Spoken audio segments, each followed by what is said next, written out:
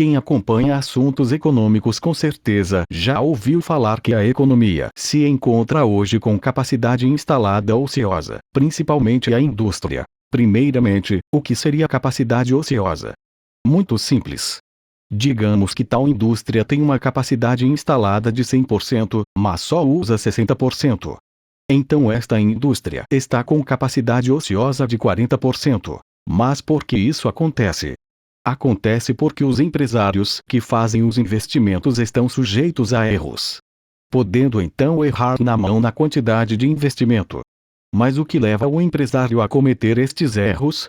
Duas possibilidades. A primeira é um próprio erro de cálculo do empresário, que imaginou que haveria demanda e retorno compatíveis para tal investimento. Exemplo: o Rio de Janeiro foi escolhido como cidade sede das Olimpíadas de 2016. Nesse cenário, imagine o dono de um restaurante da cidade, imediatamente após a chegada das delegações, dos jornalistas e dos torcedores estrangeiros, vivencie um aumento sem precedentes na demanda por seus serviços.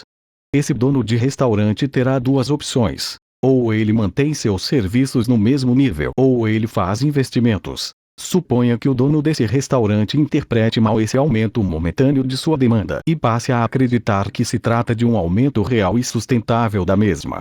Com isso, ele contrai vários empréstimos e faz investimentos vultosos em seu restaurante, contratando mais mão de obra, ampliando seus recintos e sua capacidade instalada, comprando mais fogões, pratos, talheres, geladeiras e churrasqueiras, e até mesmo abrindo um novo restaurante. O que vai acontecer assim que as Olimpíadas acabarem e todas as delegações, jornalistas e torcedores estrangeiros forem embora?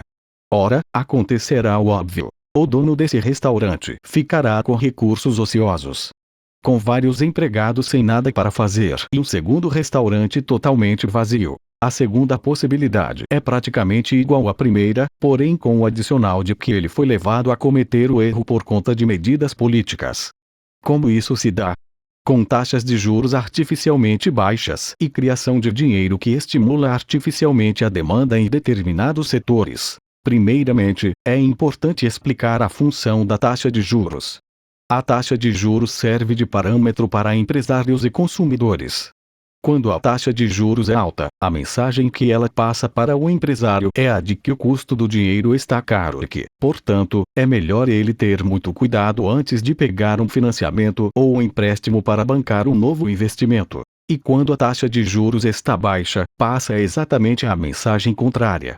Dito isto, seguimos. Tendo em mente esse parâmetro, o empresário decidirá se incorrerá em novos empreendimentos ou não. Em um mercado livre da manipulação de taxas de juros, esse seria um parâmetro que passaria sempre o verdadeiro custo do dinheiro e da poupança, entre aspas, demanda futura genuína. Acontece que não é isto que ocorre na economia atualmente. Na economia atual, bancos centrais manipulam as taxas de juros e, portanto, o custo do dinheiro. Se o Banco Central manipula a taxa de juros para baixo, isto vai passar para o empresário que o custo do dinheiro está baixo e que existe uma demanda futura genuína, entre aspas, a poupança.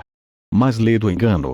O que existe é apenas uma manipulação que levará os empresários a contraírem financiamentos, iniciarem empreendimentos errôneos, que futuramente deixarão a economia com capacidade ociosa, pois não existia uma demanda futura genuína para tais empreendimentos. Tal situação é exatamente a situação brasileira atual.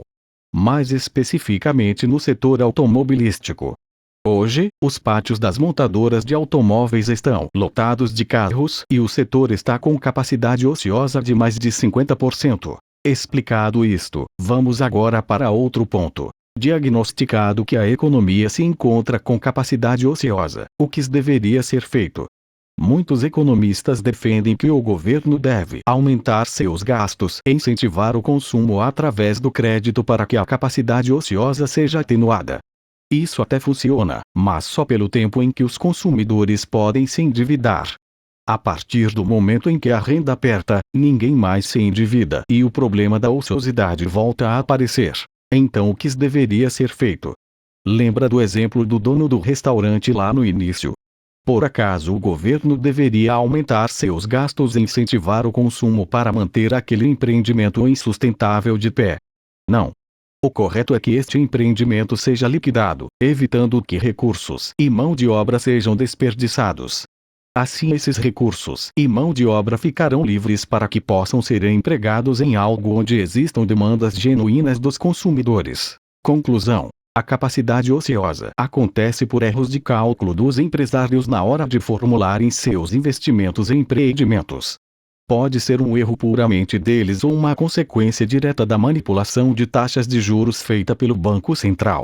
Tentar reverter o quadro de capacidade ociosa com aumento de gastos e crédito subsidiado a consumidores é apenas varrer o problema para debaixo do tapete.